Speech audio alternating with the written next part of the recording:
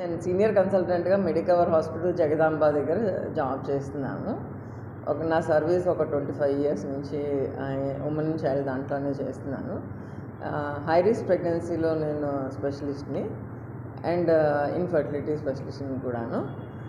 Lab surgeries అవన్నీ కొంచెం high ఎండే చేస్తూ ఉంటాం అన్నమాట. సో మనం ఇవాళ హై రిస్క్ ప్రెగ్నెన్సీస్లోని సివియర్ పిఏహెచ్ గురించి కొంచెం తెలుసుకుందాం. ఇది మనం జనరల్గా మామూలుగా కడుపుతో ఉన్న వాళ్ళకి ఎవరికైనా సరే బీపీ నార్మల్గా ఉండాల్సిన దానికన్నా తక్కువగానే ఉంటుంది. అది నార్మల్గా మంచిది కూడా. బేబీకి బ్లడ్ సప్లై అది బాగుంటుంది అన్నమాట. కొంతమందికి ఇప్పుడు పీసీఓఎస్ అది ఎక్కువ ఉండడం వల్ల, బరువు ఎక్కువగా ఉండడం వల్ల, అది కాకుండా ప్రెగ్నెన్సీలోనే ఏంటంటే వెయిట్ గెయిన్ విపరీతంగా రావడం, కొంతమందికి స్వతహాగా ఉంటుంది. అది కాకుండా తినేది ఎలా తినాలో అనేది కౌంట్ తెలియకపోవడం వల్ల వాళ్ళు ఏంటంటే వెయిట్ గెయిన్ చాలా ఎక్కువ వస్తుంది. నెలకి 2 కేజీల కన్నా ఎక్కువ పెరగకూడదు. చేయిస్తున్నామండి, బీపీ చెక్ చేయిస్తున్నాం, అన్నీ బాగానే ఉన్నాయి అంటారు. కానీ మళ్ళీ ఒకసారి వెళ్ళి బీపీ చెక్ చేయించుకుంటా ఇట్ షుడ్ బి అంటే ఎలా ఉండాలంటే 120/80 నార్మల్ బీపీ కదండి. ప్రెగ్నెన్సీలోని ఫస్ట్ ట్రైమిస్టర్లో అంటే 3 మంత్స్ అలాగా అయ్యేసరికి బీపీ 90/60కి అలా తగ్గుతుంది, లేదా 110/70కి కూడా వస్తుంది. ఇవన్నీ కూడా నార్మల్ సైన్సే. సో అలా ఉండడం వల్ల ఏమవుతుందంటే బేబీకి బాగుంటుంది. కానీ 120/80 ఉంది, నార్మల్గానే ఉంది అనుకోవచ్చు, లేదా 140/90 కదా ఇది బాగానే ఉంది అని మటుకు అనుకోకూడదు. డాక్టర్ని సంప్రదించడం, డాక్టర్ చెప్పింది ఫాలో అవ్వడం, బీపీ టాబ్లెట్స్ ఇస్తే వాడడం అనేది చాలా ఇంపార్టెంట్. ఇంకోటి ఏంటంటే బాగా చిన్న వయసులో ప్రెగ్నెన్సీ వచ్చినా సరే ఈ పిఏహెచ్ వచ్చే ఛాన్సెస్ చాలా ఎక్కువ ఉంటుంది. అలాగే వయసు మళ్ళిన వాళ్ళకి అంటే ఇప్పుడు మనందరూ చూస్తున్నాం అంటే 30 ఇయర్స్ తర్వాతే మ్యారేజ్ చేసుకుంటున్నారు. 35 ఇయర్స్కి ఫస్ట్ ప్రెగ్నెన్సీ వస్తుంది. యాజ్ ద ఏజ్ ప్రోగ్రెస్ అవుతున్న కొద్దీ ఏజ్ రిలేటెడ్ ప్రాబ్లమ్స్ కూడా స్టార్ట్ అయిపోతూ ఉంటాయి. 35 ఇయర్స్కి నార్మల్ పాపులేషన్లో కూడా బీపీ వచ్చే ఛాన్సెస్ ఎక్కువ ఉంటుంది. సో ఇలాంటి వాళ్ళకి ప్రెగ్నెన్సీ అప్పుడే రావడం మెంటల్ టెన్షన్తో కూడిన విషయం కూడా కాబట్టి, అండ్ లేట్గా ప్రెగ్నెన్సీస్ రావడం వల్ల నార్మల్గా వీళ్ళందరికీ ప్రెషర్, ఒత్తిడి అది చాలా ఎక్కువ ఉంటుంది. అంటే వర్క్ ప్రెషర్ వల్ల అవనివ్వండి, ఫ్యామిలీ పరంగా కానీ ఏదైనా సరే బీపీ ఎక్కువ ఉండడం వల్ల ఏమవుతుందంటే బేబీకి బ్లడ్ సప్లై తగ్గడం, అది కాకుండా బేబీ గ్రోత్ తగ్గిపోతూ ఉంటుందన్నమాట. సో అందుకని రెగ్యులర్ ఫాలోఅప్స్, చెకప్స్, బీపీ జాగ్రత్తగా ఉంటుందా లేదో చూడడం, ఒకటి బేబీ సైడ్ నుంచి బేబీ గ్రోత్ బాగుందా లేదో చూసుకోవడం, మదర్ సైడ్ నుంచి మదర్ వెయిట్ గెయిన్ ఎలా ఉంటుంది, ప్లస్ ఒకవేళ అవసరమైతే కనుక డాక్టర్ చెప్తే లివర్ ఫంక్షన్ టెస్ట్లు వాటి గురించి అవన్నీ చేయించుకుంటే కనుక మనకి ప్రోగ్రెస్ అనేది ఎలా ఉంది, డిసీజ్ ఎంతవరకు మన ఇబ్బంది పెడుతుంది అనేది మటుకు తెలుస్తుంటుంది. ఫీటల్ ఆబ్జెక్ట్ స్కాన్ చేస్తూ ఉంటాం కదా, దీంట్లో గ్రోత్ స్కాన్ చేస్తాం, ప్లస్ డాప్లర్ అనేది అందులో ఉంటుంది. అంటే బ్లడ్ సప్లై ఎలా ఉందనేది తెలుస్తుంది అన్నమాట. ఈ డాప్లర్ వల్ల ఫస్ట్ ట్రైమిస్టర్ స్కానింగ్లో ఏమవుతుందంటే మనకి పిహెచ్ ప్రెడిక్టివిటీ అనేది తెలుస్తుంది అన్నమాట. అంటే ఒకవేళ యూట్రైన్ బ్లడ్ సప్లై కూడా ఎక్కువ ప్రెషర్స్ ఎక్కువ ఉన్నాయనుకోండి, దానికి పిఐ అని చెప్పి ఆర్ఐ అని చెప్పి క్యాలిక్యులేట్ చేస్తాం అన్నమాట. ఒకవేళ కనుక అందులో ఏమైనా ఎక్కువగా ఉందని మనకి సిగ్నల్ ఉందనుకోండి ముందరే ఫస్ట్ ట్రైమిస్టర్ స్కానింగ్లోనే మనకు తెలిసిపోతుంది. అందుకని డేటింగ్ స్కాన్ అనేది చాలా ఇంపార్టెంట్ అన్నమాట. మనకి 7 వీక్స్ అప్పుడు, 8 వీక్స్ అప్పుడు ప్రెగ్నెన్సీ రాగానే సరే ఒక స్కాన్ చేస్తాం. దాంట్లోని యూట్రస్ బ్లడ్ సప్లై ఎలా ఉందనేది కూడా చూస్తాం అన్నమాట. అందులోనే మనకు ఒక సిగ్నల్ వస్తుంది. అంటే యూట్రైన్ ఆర్టరీ పిఏహెచ్ వచ్చే ఛాన్సెస్ ఉంటుంది కాబట్టి దాంతో కూడా కొన్ని బ్లడ్ టెస్ట్లు అవి ఉంటాయి. బీటా-2 మైక్రోగ్లోబిన్ అని, ప్లాసెంటల్ ప్రోటీన్ అని చెప్పి ఈ టెస్ట్లో పిఏఏపి అని చెప్పి ఆ టెస్ట్ అది ఉంటుందన్నమాట. ఆ టెస్ట్లు అవన్నీ చెప్పి మనం చేస్తే కనుక ఎంతవరకు వీళ్ళకి ఛాన్స్ ఉంటుంది, బీపీ వచ్చే ఛాన్స్ ఉంటుంది. ఇది నార్మల్గా జనరల్ పాపులేషన్లోని 10% ఆఫ్ ద ప్రెగ్నెంట్ ఉమెన్కి వస్తూ ఉంటుందన్నమాట. ఇందులోని 1% ఏమో ఎక్లాంప్సియాలోకి వెళ్ళొచ్చు. ఎక్లాంప్సియా అంటే ఏమవుతుందంటే ఫిట్స్ వచ్చే ఛాన్సెస్ ఉంటుందన్నమాట. సో ఫిట్స్ రావడము, పొట్టలో లివర్లో బ్లడ్ సప్లై రక్త కణాలు చిదిగిపోవడం అని చెప్పి, చూపు ప్రాబ్లం రావడం, లివర్ కిడ్నీ ఫెయిల్యూర్ రావడం, సో అన్ని ఆర్గన్స్ ఎఫెక్ట్ అయిపోతూ ఉంటుంది. అది కాకుండా బాడీలోని ప్లేట్లెట్స్ తగ్గిపోతుంటుంది, హెల్ప్ సిండ్రోమ్ అంటాం దాన్ని. అవన్నీ సివియర్ ఫార్మ్స్ ఆఫ్ ఎక్లాంప్సియా అన్నమాట. ఇవి కూడా అవన్నీ పిఏహెచ్ అంటాం. ఏదైతే ప్రెగ్నెన్సీ ఇండ్యూస్డ్ హైపర్టెన్షన్ అంటాం దాన్ని ప్రీ ఎక్లాంప్సియా అంటాం. అదే కనుక ఎక్లాంప్సియాలోకి వెళ్ళిందంటే ఈ ఫిట్స్ రావడాన్ని ఎక్లాంప్సియా అంటాం అన్నమాట. ఫిట్స్ వచ్చే ఛాన్స్ 1% వాళ్ళకి ఉంటుందన్నమాట. ఈ 10%లోని 1% వాళ్ళకి ఫిట్స్ వచ్చే ఛాన్స్ ఉంటుంది.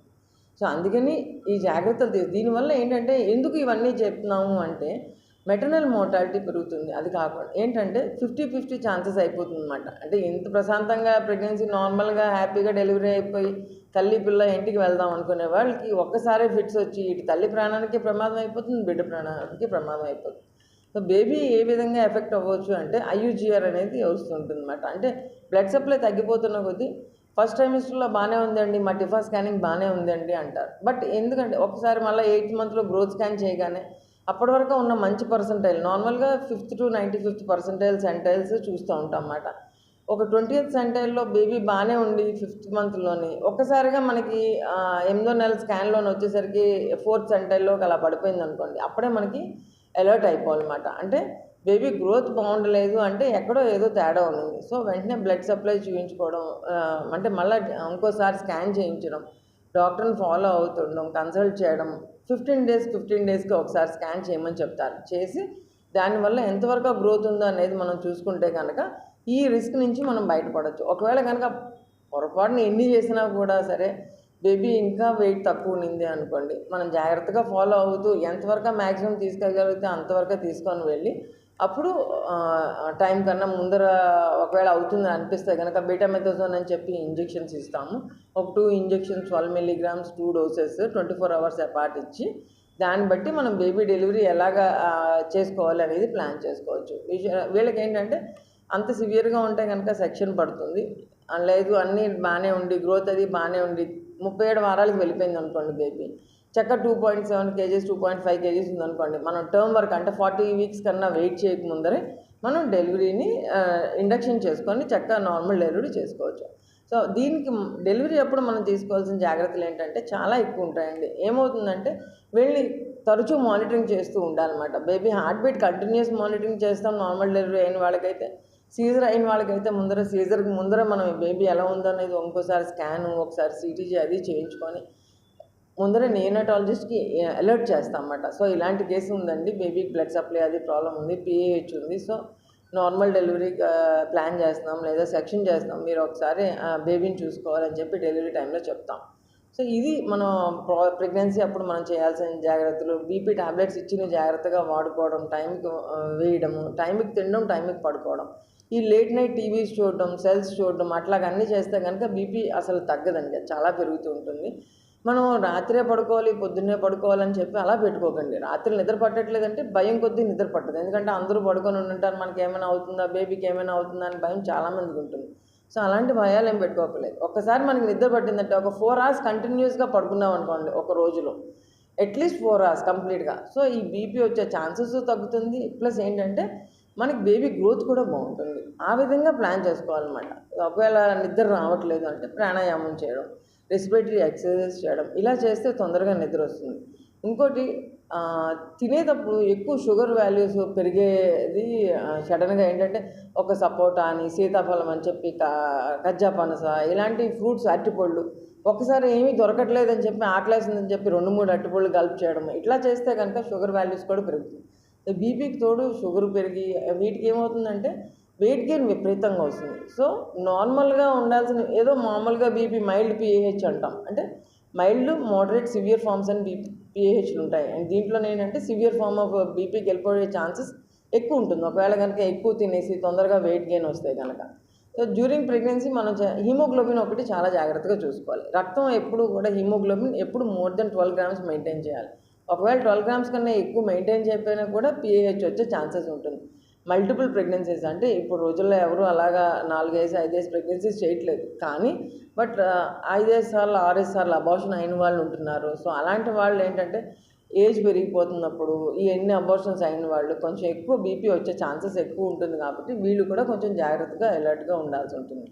డెలివరీ అయిన తర్వాత వీళ్ళ పరిస్థితి ఏంటి? ఒకవేళ డెలివరీ అయ్యేటప్పుడు BP ఉందనుకోండి, డెలివరీ అయిన తర్వాత పూర్వం అయితే 3-4 రోజుల్లో BP నార్మల్గా వచ్చేసేది. కానీ ఇప్పుడు ఏమవుతుందంటే 6 weeks 3 months వరకు కూడా BP ఉంటుంది. సో అందుకని BP టాబ్లెట్స్ డెలివరీ అయిపోయాం కదండి, నార్మల్ వచ్చేసింది, మేము ఆపేసామని అనుకోవద్దు. వారం BP చెక్ చేయించుకోవడం, BP టాబ్లెట్స్ వాడడం, డాక్టర్ని కన్సల్ట్ చేయడం అనేది చాలా ఇంపార్టెంట్. ఇంకోటి ఏంటంటే 35 years తర్వాత వీళ్ళకి BP వచ్చే ఛాన్సెస్ తొందరగా ఉంటుంది. కాబట్టి వీళ్ళు కూడా ఏం చేయాలంటే పోస్ట్ డెలివరీ కాకుండా 35 ఏళ్ళప్పుడు కూడా మళ్ళీ ఒకసారి BP హెల్త్ చెక్ రెగ్యులర్గా చేయించుకోవాలి. సో సో ఈ విధంగా చేసుకుంటే కనుక తల్లి పిల్ల ఇద్దరు క్షేమంగా ఉంటుంది. వీటికి ఎందుకు ఇంతలాగానే ఎక్స్ప్రెస్ చేయగలుగుతున్నానంటే ఒక 20 ఇయర్స్ నుంచి నాకున్న ఎక్స్పీరియన్స్ తోటి ఇలాంటి కేసెస్ ఎప్పుడు కూడా మదర్ అండ్ చైల్డ్ చాలా సేఫ్గా ఉండడం అనేది నా చేతుల్లో జరిగింది కాబట్టి ఇంత కాన్ఫిడెంట్గా చెప్పగలుగుతున్నాను. Thank you.